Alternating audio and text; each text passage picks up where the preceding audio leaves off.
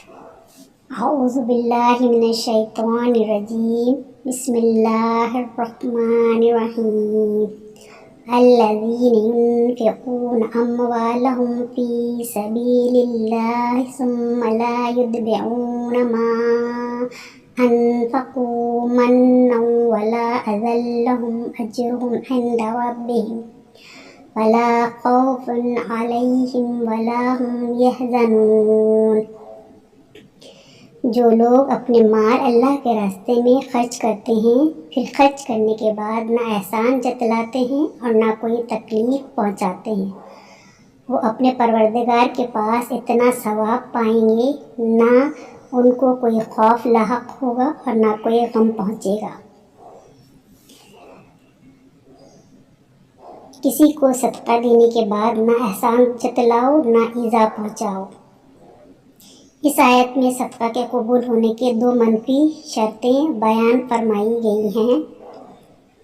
ایک یہ کہ احسان کرو تو اسے جتایا نہ جائے، دوسرا یہ کہ جس کو دیا جائے اس کو ذلیل و خوار نہ سمجھیں اور کوئی ایسا برتاؤ نہ کریں جس سے وہ اپنی حقارت اور ذلت محسوس کرے یا جس سے اس کو ایذا پہنچے۔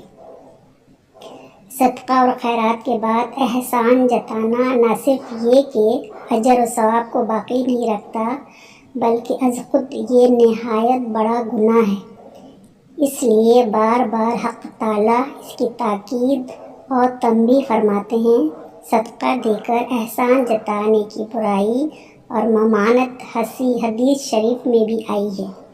صحیح مسلم کی حدیث ہے، حضور اقدس صلی اللہ علیہ وآلہ وسلم نے ارشاد فرمایا ہے کہ 3 قسم کے لوگ اللہ تعالیٰ قیامت کے دن جو ہے ان سے کوئی بات نہ کریں گے، نہ ان کی طرف نظر رحمت سے دیکھیں گے اور نہ انہیں پاک کریں گے، بلکہ ان کے لیے دردناک عذاب ہے۔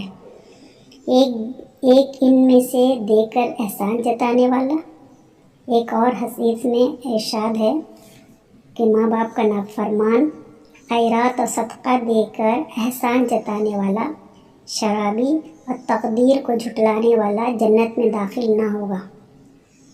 مطلب یہ کہ بغیر سزا بھگتے اور عذاب اٹھائے سیدھا جنت میں نہ جائے گا۔ اللہ تعالیٰ ہمیں ان گناہوں سے محفوظ رکھے، آمین۔